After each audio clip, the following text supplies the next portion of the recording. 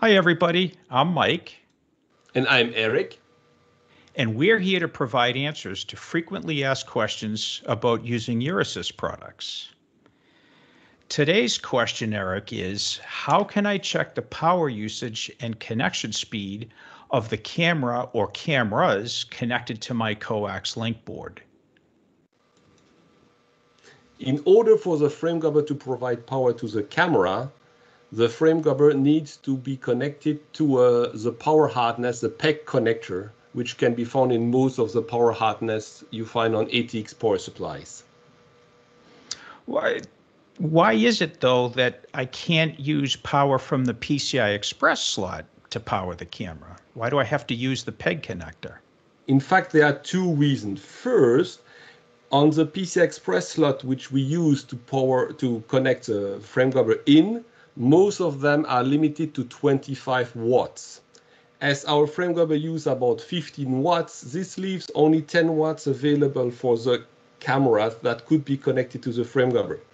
We have decided to go with an external power supply, which enables us to provide for each of the connector up to 17 watts.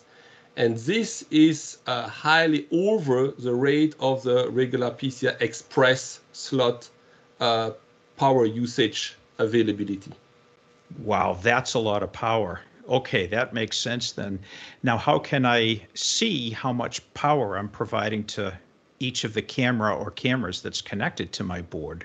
Okay, let me switch to GeniCam browser. In GeniCam browser, you can see here under the category inside your interface, the category which is called interface control, you can see that the connector is properly, the PEG connector has been properly plugged inside the frame grabber. So you have a 12 volt OK.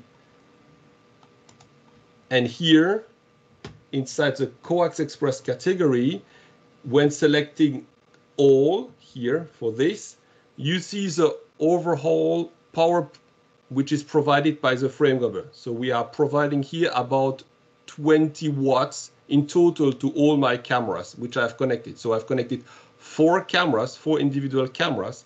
And by choosing here various connector, for instance, here I've connector A. On connector A, I'm providing 344 milliamps over 24 volts, which is, I'm providing here 8 watts. Okay, here on connector B, I'm providing about 5 watts. And on connector C and D, which are about the same camera, I'm providing about 3.5 watts for a total of 20 watts, which is provided through all those connectors. Now, concerning the speed, we have another selector here which enables you to check for each of the connector at what speed this connector is provided to the camera. So on connector A, we see that there is a Coax Express which is detected, and it's detected at 6p6 speed. And I can select here connector B. I see on connector B it's 6p2.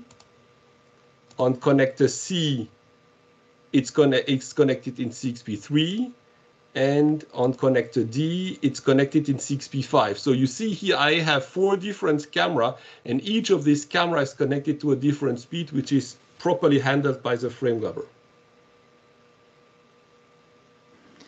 Great. So now I know that when I have my, in this case, 4 cameras connected to my board, I'm able to acquire data from all 4 of those cameras. How can I know for sure that I'll have enough available bandwidth on the PCI Express bus to get that data to host memory? So we have another category which is called PCI Express here, which provide the connection status of the frame grabber. So here you have the speed which is supported by the frame grabber, which is Gen 3. Okay, and I can see here that the motherboard provides Gen 3 speed to the frame grabber. So this is perfect. Now I see that this particular board uses 4 lanes, and I see also that the motherboard provides 4 lanes. So this is the optimal configuration where everything which has been required by the frame grabber is provided by the motherboard. Now, in some cases, either the speed or the number of lane might be less than what the frame grabber requires. In this case, the frame grabber will still operate properly, so will be operate to see all the camera and so on, but at a reduced frame rate. So you might have not enough bandwidth to send all the data coming from your camera to your PC memory if this, either the speed or the number of lanes, are lower than what is expected by the frame grabber.